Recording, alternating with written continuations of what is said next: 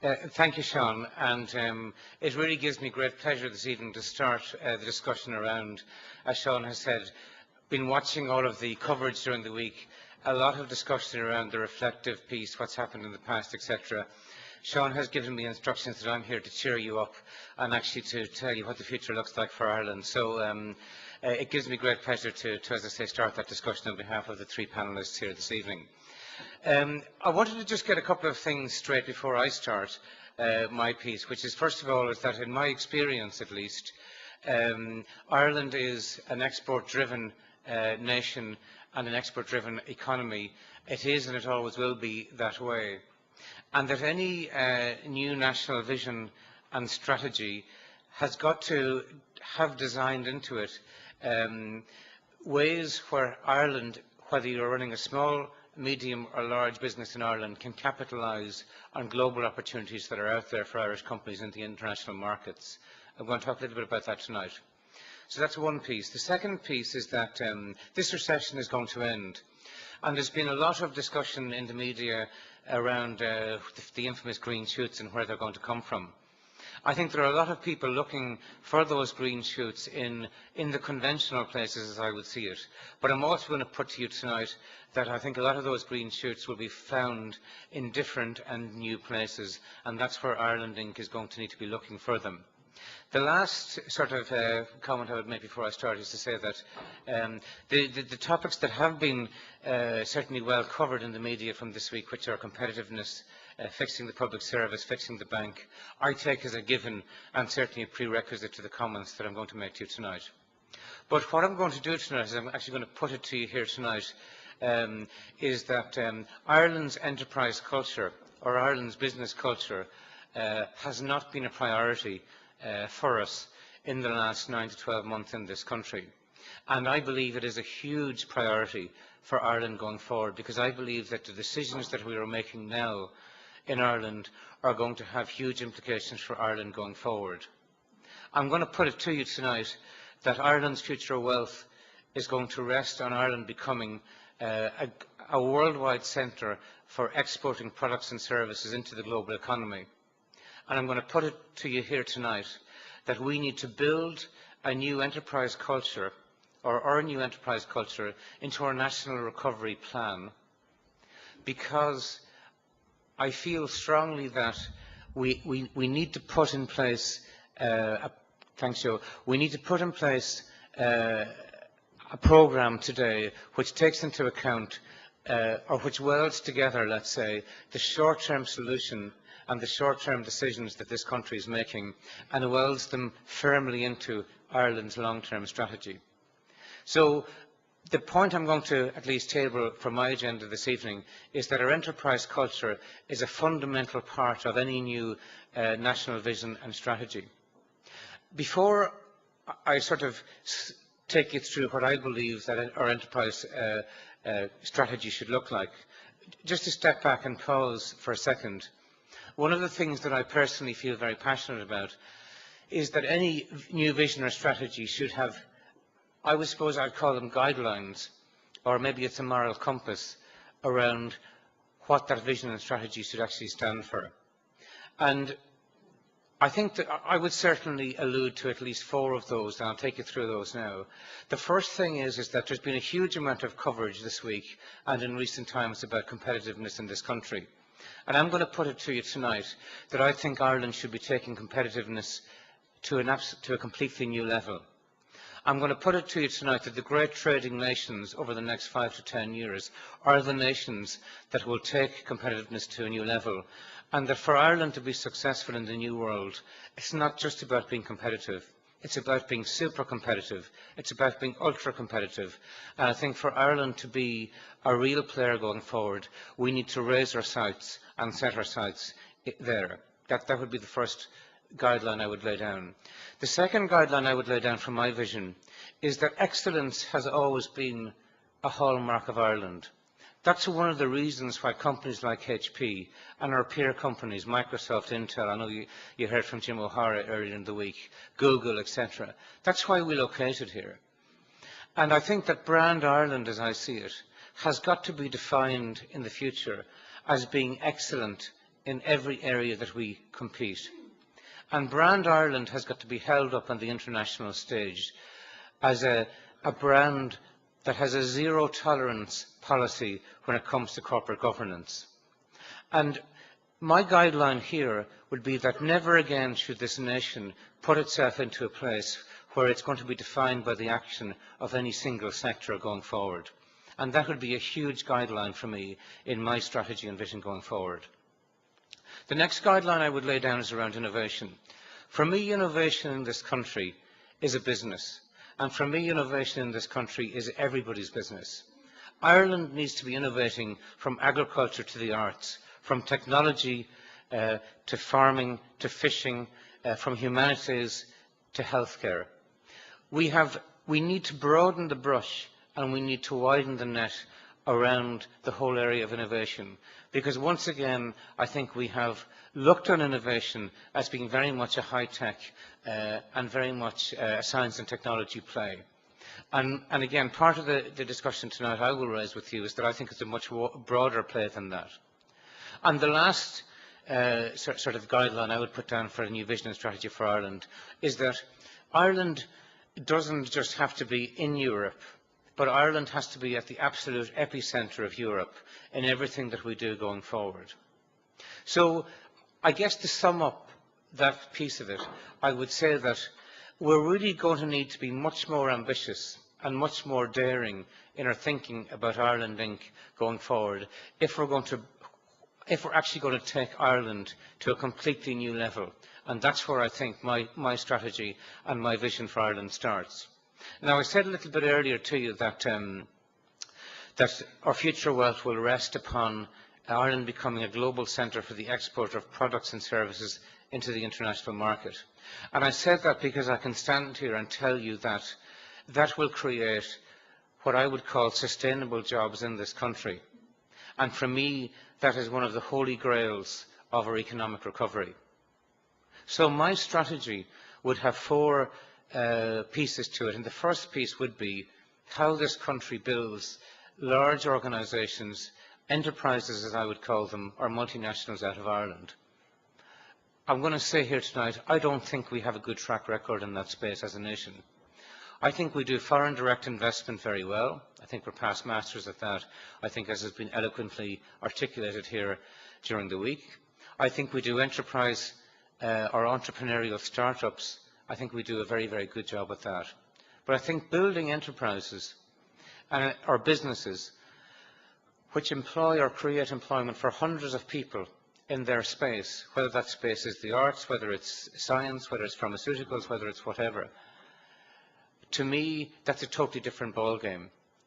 And I think that's an area that Ireland is going to have to focus on over the next 2 or 3 years and really, really perfect and finesse as part of our future strategy for economic growth. And what I would be suggesting to address that problem is I would be taking the best brains of our enterprise development agencies today. I would be putting those together with the best leaders from the multinational community that are based here in Ireland, and I'll be putting those people to work, going out onto the international stage and finding the global opportunities that can be brought back into Ireland and that can create real enterprises in Ireland and companies which will generate hundreds of jobs in their own areas of expertise. For me, that is the absolute holy grail of our future economic growth, and that is where we need to be focusing our energies. So in my strategy, that would be number one. The second area where I would focus in my strategy would be our education system. I would be building an education system in this country which fosters widespread IT literacy.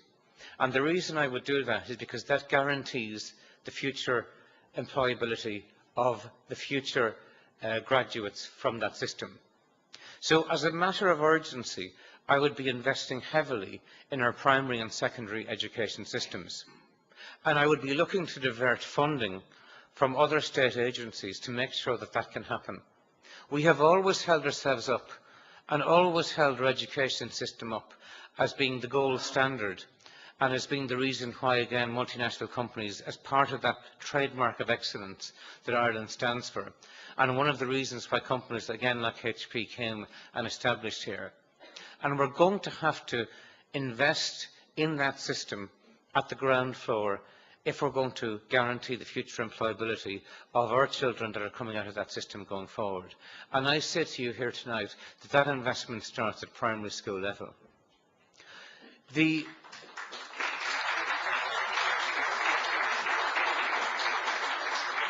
Thank you. The third part of my strategy would revolve around, again, competitiveness. And I know a lot of the discussion around competitiveness at Lenties this week has focused on cost reduction. And of course it has to, because it isn't sustainable where the cost of a particular product or a service in this country is 20 or 30% more expensive than it is in our other European counterparts. But for me, I'm not going to debate that with you here tonight. I'm going to talk to you about how I see competitiveness, because I see it as a much wider challenge for Ireland. And as I said to you earlier on, it's about how Ireland can become super competitive.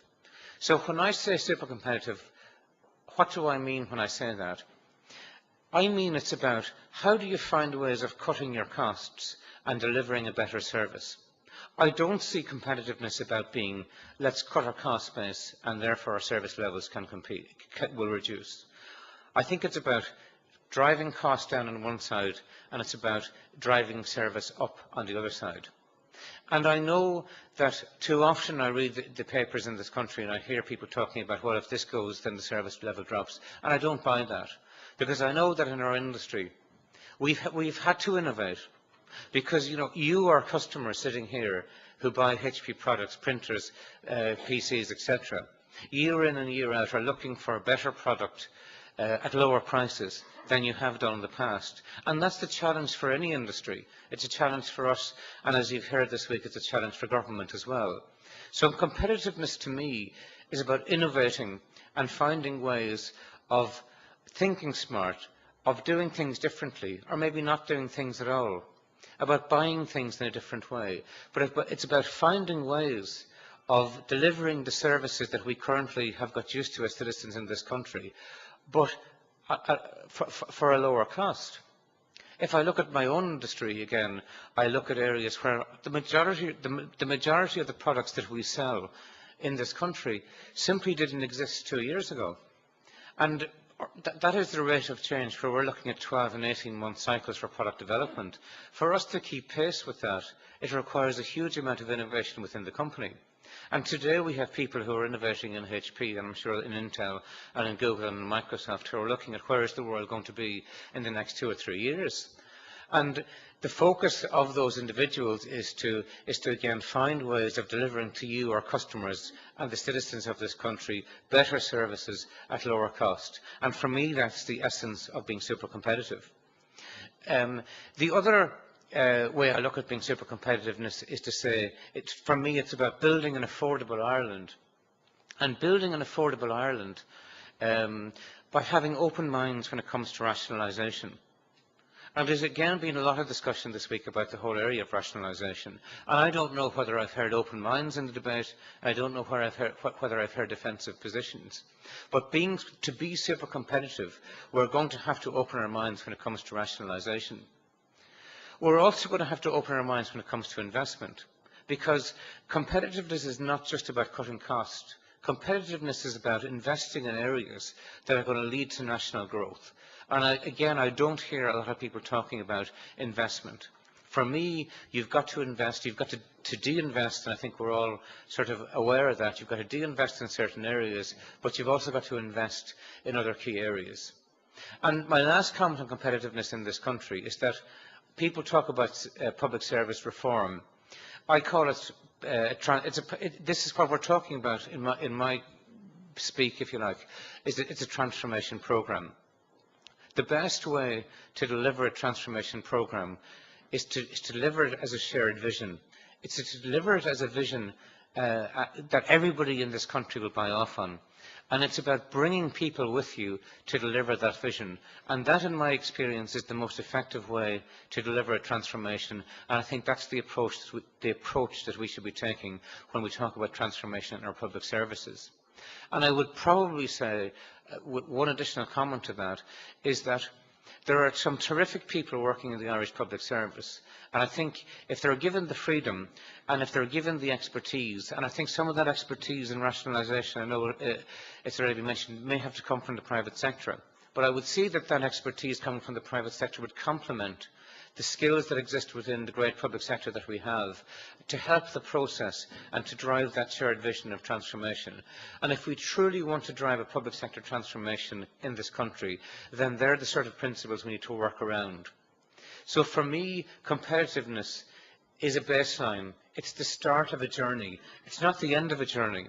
And for Ireland to be a player, I think we've got to start opening our minds and, as I say, looking at how we innovate in the public service, looking at how we rationalise, looking at where we invest and how we invest, and looking most importantly about doing this and pulling this off as a shared vision and as something that as a nation we'll do together, not as something we'll do because there are sort of vested interests on both sides of a debate. That's what I want to say about competitiveness. The last part of the strategy, and it's last but not least, certainly from my personal perspective, is I will be looking at our industrial infrastructure in this country.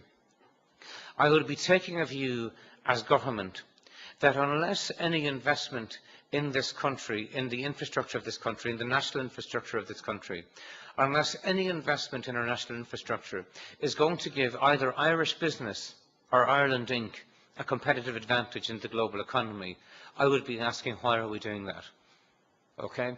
And because what I would love to see, and what companies like HP are working with sort of Irish companies and bringing them onto the international stage, is Irish companies who are going to ride the wave and actually be the beneficiaries of what's happening out there in the global economy, and as I said, being providers of goods and services into that state. So rather than try and justify that to you, let me just share with you some of my own personal views on it. I think the information age is everybody's business. I think that it touches everybody in this room, it touches everybody's family, and it certainly is one of the most important movements that's happening across the globe currently. And I would see that, for me, the biggest trend in the whole information age is the area of personalisation.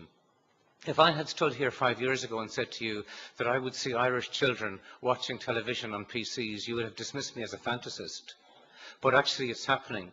As recently as a couple of weeks ago, I noticed my 9-year-old daughter watching TV on a PC, and I asked her why she was doing it. And her answer was very simple: Dad, because I can watch the programs that I want to watch when I have time to watch them in my own time. And I think if you watch how the world is changing to the eyes of the younger generation, you'll see why it's important for Ireland to be at centre point in that wave. If I had said to you 5 years ago that we would stop going on holidays and bringing our family photographs to the chemist or to wherever to get developed, and that in 5 years' time you would be able to buy something that cost a couple of euros, and you would actually be able to put a couple of hundred photographs on it, that you would be able to edit and print those to a higher quality and a higher standard than we were getting then, you would have dismissed me as a fantasist. But I bet you everybody in the room is doing that at the moment. And the only thing I would say about that is I hope you're all doing it on a HP printer. But if I look forward, that personalisation trend is going to continue. If I look at social networks, I don't think social networks are a fad. Social networks have fundamentally changed the marketing and advertising business globally. And for me, social networks will be one of the most important ways that consumers will be influenced over the next 3 to 5 years in this country. And again, I want Ireland to ride that wave. And I'll give you another example. Recently, I was, through a combination of business and holiday, I was actually out of the country. But as part of my preparation for the Glenties event here this evening, I found myself going on every couple of days the Irish Time website, the RTE website, the Irish Independent website, just to keep abreast of what was happening, etc. But I guarantee you, and I'm going to give you this idea, and it's my idea, but I'm going to give it to you for free here tonight. I guarantee you that in 2 years' time, somebody will have worked out a very clever piece of software that I'll be able to go away and say, I want to cut and paste the business section of the Irish Times, the business section of the Irish Independent, the Sean O'Rourke 1 o'clock bulletin. I want that downloaded to my iPod, and I want to be able to listen to all of that by 2 o'clock every day, and that will be there. So the whole area of personalisation is key, and Irish companies, some Irish companies are riding that wave. I want to see all Irish companies, whether you're a small, whether you're a medium, or whether you're a Highlands hotel, I want you to be riding that wave, and I want Irish companies to be at the forefront and the leading edge of what's happening out there in the global economy. And that's why I think it's critical and it's key that Ireland has got an enterprise policy that actually supports that. So just to conclude and wrap up, sorry, just before I do that, I'm going to say that I was going to say that I also think the business of politics has changed through the information age. I think the politicians that we have will change, and I think their skills will change, but I'm not even going to attempt to debate that to you because I know the next speaker coming up will be much more eloquently able to raise that point. But to conclude my comments, for me, my vision is a very simple vision. Ireland will be providing, should be providing goods and services into the global economy. For me, that will create wealth and it will create jobs. More importantly, I think for this nation it's going to create shared wealth, which I don't think we've had, and I think it's going to create sustainable jobs, again, which I don't think we've had. And that's why it's very important. The foreign direct investment has stood Ireland in very, very good stead. I think that we can't expect, as we all know, to fall back on that as a strategy for growing employment in this country. So I don't think we can leave it to chance. So I think having an enterprise policy that actually puts Ireland centre stage in the global economy and the global upturn is going to be critical. And I wanted to talk about it to you here tonight, as I said at the very beginning, because I actually think that this is a matter of urgency for Ireland. I think it's a matter of national importance. And I would say to you here tonight, Glenties, destiny is calling from an Ireland perspective, and I want us all, everybody in this country, to take that destiny into our own hands and to make sure that Ireland is at the forefront of the upturn when this recession ends. So thank you very much indeed for your patience now. Thank you.